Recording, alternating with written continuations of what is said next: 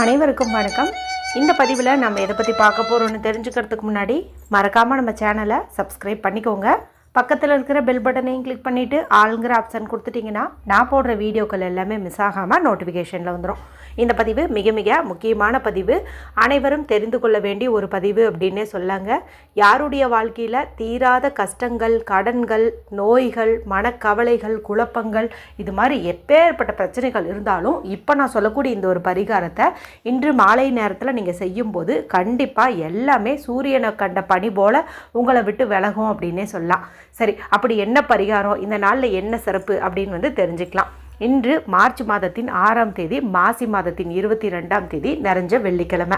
வெள்ளிக்கிழமைங்கிறது மகாலட்சுமி தாயாருடைய வழிபாட்டுக்கும் அவங்கள அதிபதியாக கொண்ட சுக்கிர பகவானுடைய வழிபாட்டுக்கும் ஏற்ற ஒரு நாள் அப்படின்னே சொல்லலாம். அதுவும் இது மாசி மாதத்தில் வரக்கூடிய 4வது வெள்ளிக்கிழமை.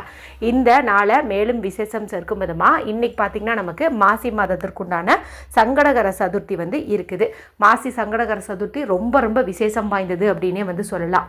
சரி, இந்த திதியானது எப்போ தொடங்குது, எப்போ முடியுது அப்படின்னு முதல்ல தெரிஞ்சுக்கலாம். இன்று மாலை 6:58 அப்படிங்கும்போது இந்த சங்கடகர சதுர்த்தி திதியானது தொடங்குதுங்க. இது பார்த்திங்கன்னா நமக்கு நாளை இரவு 8:17 வரைக்கும் இருக்குது. ஆனால் கோவில்லே ஆகட்டும் வீட்டிலே ஆகட்டும் இன்றைக்கி தான் நம்ம மாலை நேரத்தில் சங்கடகர சதுர்த்தி வழிபாடு செய்யணும். இப்போ இதுவே பார்த்திங்கன்னா வெள்ளிக்கிழமை நாளாக வராமல் இருந்ததுன்னு வச்சுக்கோங்களேன், இந்த மாசி சங்கடகர சதுர்த்தி நாளில் தாலி கயிறு மாற்றிக்கிட்டு அவ்வளவு நல்லதுன்னு சொல்லுவாங்க. ஆனால் வெள்ளிக்கிழமை நாளில் வந்திருக்கிறதுனால பொதுவாக வெள்ளியில் யாரும் தாலி கயிறு மாற்றிக்க மாட்டாங்க. அப்படி தேவைப்பட்டுச்சுன்னா பிரம்ம முகூர்த்த நேரத்தில் மாற்றிக்கலாம். ஆனால் பிரம்ம முகூர்த்த நேரத்தில் இன்றைக்கி நமக்கு அந்த திதியே இல்லை. அப்போது நம்ம பார்த்திங்கன்னா நாளைக்கு சனிக்கிழமைங்கனாலே மாற்ற முடியாது. சரி, பரவாயில்ல விடுங்க. மேலும் இந்த நாளை விசேஷம் சேர்க்கும் விதமாக இன்றைக்கி சனிப்பெயர்ச்சியும் இருக்குது. இந்த சனிப்பெயர்ச்சி திருக்கணித பஞ்சாங்கப்படி சென்ற ஆண்டே தொடங்கிடுச்சு. ஆனால் வாக்கிய பஞ்சாங்கப்படி இன்றைக்கி தான் திருநள்ளாறில் சனிப்பெயர்ச்சிக்கு உண்டான வழிபாடு மற்றும் பரிகாரங்கள் செய்வாங்க. ஏற்கனவே நம்மளுடைய சேனலில் இந்த சனிப்பெயர்ச்சி பார்த்திங்கன்னா மொத்தம் 2.5 வருஷம் இருக்கும். இந்த 2.5 வருஷத்தில் யாரெல்லாம் கவனமாக இருக்கணும், அதாவது கவனமாக இருக்க வேண்டிய 6 ராசிகள், அதிர்ஷ்டம் பெறப்போகும் 6 ராசிகள்னு தனித்தனி பதிவாக 2 போட்டிருக்கிறேன். நீங்கள் பார்க்க வந்தீங்கன்னா பார்த்து தெரிஞ்சு வச்சுக்கோங்க. அதுக்கு தகுந்த மாதிரி நடந்துக்கோங்க. ஏன்னா அதுலேயே பரிகாரங்களும் சொல்லியிருப்பேன். சரி, இந்த அற்புதமான நாளில் ஏற்கனவே ஒரு குறிப்பிட்ட பூ கிடச்சிச்சின்னா அந்த பூவை நீங்கள் தண்ணீரில் போடுங்க.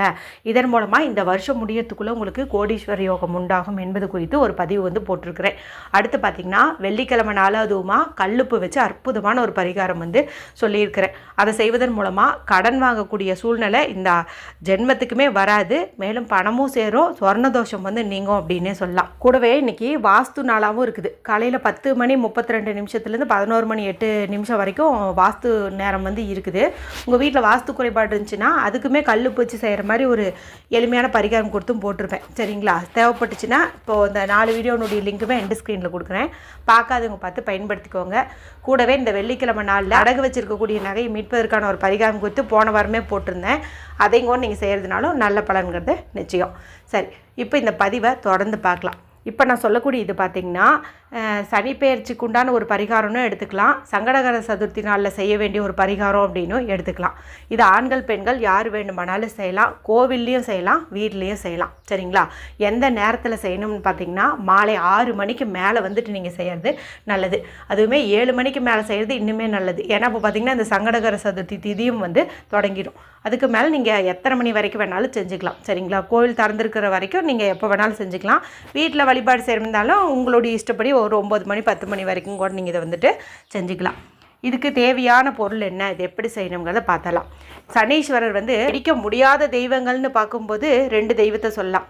ஒன்று பார்த்திங்கன்னா ஆஞ்சநேயர், அடுத்தது பார்த்திங்கன்னா விநாயகர். இவங்க 2 பேருனுடைய வழிபாட்டை அல்லது அவங்களுக்கு உண்டான பரிகாரத்தை இந்த நாளில் நம்ம செய்யும்போது அற்புதமான பலன் நமக்கு கிடைக்கும். அதாவது இன்றைக்கே செய்யணும் அப்படின்ட்டு நான் சொல்ல, இந்த சனிப்பெயர்ச்சி இன்றைக்கி தொடங்கிறதுனால இன்றைக்கே தொடங்கிறது அப்படிங்கிறது நல்லது. இது நமக்கு மேலும் எந்த ஒரு துன்பங்களும் வராமல் காப்பாற்றும். சரிங்களா, மேலும் உங்கள் ஊரில் சிவபெருமான் கோவில் இருந்ததுன்னா அங்கே கண்டிப்பாக காலபைரவர் சந்நிதி இருக்கும். இன்றைக்கி நீங்கள் போய் காலபைரவர் வழிபாடு செய்கிறதும் சிறப்பு. ஏன்னா சனீஸ்வரருடைய குரு தான் காலபைரவர். குரு வழிபாடு செஞ்சோம் அப்படிங்கும்போது அவர் நம்ம மேலே எந்த ஒரு தாக்கத்தையும் ஏற்படுத்த மாட்டார். சரிங்களா, அதனால் இன்றைக்கி விநாயகர், ஆஞ்சநேயர், அதே போல் காலபைரவர் வழிபாடு செய்கிறது சிறப்பு. எந்த மாதிரி பண்ணணும் அப்படிங்கிறதெல்லாம் நான் உங்களுக்கு இன்னொரு பதிவில் சொல்கிறேன். இப்போ இந்த பதிவில் செய்ய வேண்டிய பரிகாரம் குறித்து மட்டும் பார்த்துடலாம். சரிங்களா? இப்போ இதுக்கு நமக்கு தேவையானதுன்னு பார்த்திங்கன்னா, நல்லதாக ஒரே ஒரு தேங்காய் வந்து எடுத்துக்கோங்க. சரிங்களா? நல்ல தேங்காயை எடுத்துக்கோங்க. வீட்டில் வாங்கி வச்சு ஒரு வாரமானதெல்லாம் எடுத்துக்க வேண்டாம். முடிஞ்ச அளவுக்கு புதுசாக கூட வாங்கிக்கிறதுங்கிறது நல்லது. இதை வந்து நல்லா தண்ணீரில் வந்து கழுவிக்கோங்க. உங்கள் வீட்டுக்கு பக்கத்தில் இருக்கிற விநாயகர் கோவிலுக்கு மாலை நேரத்தில் போகும்போது அருகம்புல் வாங்கிட்டு போகிறது ரொம்ப ரொம்ப சிறப்பு. ஏன்னா இன்றைக்கி சங்கடகர சதுர்த்தியும் இருக்குது இல்லையா? அதனால் இப்போ இந்த தேங்காயை உங்கள் 2 கையிலையும் வச்சுக்கிட்டு நீங்கள் விநாயகர் பெருமானுடைய கோவிலை, இப்போ கோவில்னால் கோபுரத்தோடு இருந்தாலும் சரி, அரச மரத்தோடு இருந்தாலும் சரி, எங்கே இருந்தாலும் விநாயகர் வந்து நமக்கு நல்லருள் புரிவார். சரிங்களா? அதனால் எங்கே இருந்தாலும் சரி, கையில் தேங்காய் வச்சுட்டு அந்த கோவிலை அல்லது அந்த அரச மரத்தை 27 முறை வந்துட்டு நீங்கள் சுற்றி வரணும். சரிங்களா? 27 முறை வந்து சுற்றி வாங்க. சுற்றி வந்த பிறகு உங்களுடைய உச்சந்தலையில் இந்த தேங்காய் வந்து வச்சுக்கோங்க. வச்சுக்கிட்டு நல்லா பிடிச்சிக்கிட்டு உங்களுக்கு இருக்கக்கூடிய அத்தனை விதமான கஷ்டங்களும் கவலைகளும் நோய்களும் கடன்களும் எல்லாம் நீங்கணும். மேலும் இந்த சனிப்பெயர்ச்சியினால் இந்த 2 ஆண்டும் எனக்கு ஏதாவது துன்பம் வர மாதிரி இருந்துச்சு அப்படின்னாலும் அந்த துன்பங்கள் எல்லாம் நீங்கணும். சனீஸ்வரரால் எனக்கு எந்த ஒரு தாக்கமும் பாதிப்பும் வந்து ஏற்படக்கூடாது அப்படின்னு மனதார வந்து நீங்கள் வேண்டிக்கிட்டு, ஓம் ருணஹர கணபதி நமோ நமக, ஓம் ருணஹர கணபதி நமோ நமக, ஓம் ருணஹர கணபதி நமோ நமக அப்படிங்கிற மந்திரத்தையும் 27 முறை வந்து சொல்லுங்கள். ருணம்னா கஷ்டம் கவலை. சரிங்களா? இதெல்லாம் வந்து ஹரனா நீக்குதல்னு அர்த்தம். அப்போ ருணஹர கணபதி, கஷ்டங்களை போக்கக்கூடிய கணபதியே உன்னை போற்றுகின்றோம் அப்படின்னு வந்து அர்த்தம். இது 27 முறை வந்துட்டு சொல்லுங்கள். சொல்லி முடிச்சுட்டு அங்கே தேங்காய் உடைக்கக்கூடிய இடம் வந்து இருக்கும். அங்கே போயிட்டு இதை அப்படி சிதறுகாயாக வந்து உடச்சிருங்க. இது வந்து முதற் பரிகாரம். சரிங்களா? அடுத்து இன்றே செய்ய வேண்டிய இன்னொரு அற்புதமான பரிகாரம் என்ன அப்படின்னு பார்த்தீங்கன்னா, நீங்கள் பக்கத்தில் ஆஞ்சநேயர் கோவில் இருக்குது அப்படிங்கும்போது அங்கே போயிட்டு நீங்கள் பண்ணலாம். இல்லை வீட்டிலேயே நீங்கள் பெருமாள் படம் வச்சுருக்கிறீங்க, இல்லை அல்லது ஆஞ்சநேயர் படம் வச்சுருக்கிறீங்கும்போது வீட்டிலேருந்தும் கூட இது வந்து செய்யலாம். என்ன பண்ணணும் அப்படின்னு பார்த்தீங்கன்னா, ஒரு பேப்பர் எடுத்துக்கோங்க. பேப்பரை வந்து சின்ன சின்னதாக கட் பண்ணி ஒரு 27 பேப்பராக நீங்கள் வச்சுக்கலாம். ஒரு சும்மா ஒரு 2 இன்ச்சு 2 இன்ச்சுக்கு, இல்லைன்னா ஒரு பெரிய பேப்பராக கூட நீங்கள் வந்துட்டு எடுத்துக்கலாம். இதில் எழுதுவதற்கு ரெட் கலரில் இங்க் வர மாதிரி பேனாவை பயன்படுத்துறது சிறப்பு. ரெட் கலர் இல்லைங்கும் போது நீங்கள் ப்ளூ கலர் வந்து எடுத்துக்கலாம். சரிங்களா? இப்போ இதில் 1லேருந்து 27 வரைக்கும் நம்பர் போட்டுட்டு ஸ்ரீராம ஜெயம் வந்து எழுதுங்க. இப்போ தனித்தனியாக சின்ன பேப்பர் கட் பண்ணவங்க ஒவ்வொன்றுலேயும் ஸ்ரீராம் ஜெயம்னு எழுதி அதை சுருட்டி ஒரு மாலை மாதிரி வந்து கட்டிக்கோங்க. இந்த 27 பேப்பரையும் அப்படியே பூ கட்டுற மாதிரி கட்டி ஒரு மாலை மாதிரி சின்னதாக நீங்கள் ரெடி பண்ணி வச்சுக்கோங்க. ஒரே பேப்பரில் எழுதுகிறவங்க அப்படியே 1 by 1 வந்துட்டு எழுதிக்கோங்க. எழுதி முடிச்சுட்டு அந்த மாலையாகட்டும் அந்த பேப்பரையாகட்டும் அப்படியே உங்கள் 2 உள்ளங்கைக்கு நடுவுலையும் வச்சுட்டு ஸ்ரீராம் ஜெயராம் ஜெய ஜெயராம் அப்படின்னு சொன்னீங்கனாலும் சரி, அற்புதமான பலன்கள் வந்து கிடைக்கும். ஏன்னா ஆஞ்சநேயருக்கு அவர் வழிபாடு செய்கிறத விட அவருக்கு பிரியமான ஸ்ரீராமருடைய நாமத்தை ஜபித்தாலும் அதை எழுதினாலுமே அற்புதமான பலனை கொடுத்துருவார். சனீஸ்வரர் வந்து ஆஞ்சநேயருக்கு என்னால் உனக்கு எந்த பாதிப்பும் வராதுன்னு ஒரு வரம் கொடுத்தாரு. ஆனால் ஆஞ்சநேயர் என்ன தெரியுமா கேட்டார்? என்னை கும்பிட்ற பக்தர்களுக்கும் உங்களால் எந்த பாதிப்பும் வரக்கூடாதுன்னு சொல்லி வேண்டிக்கிட்டார். சரிங்களா?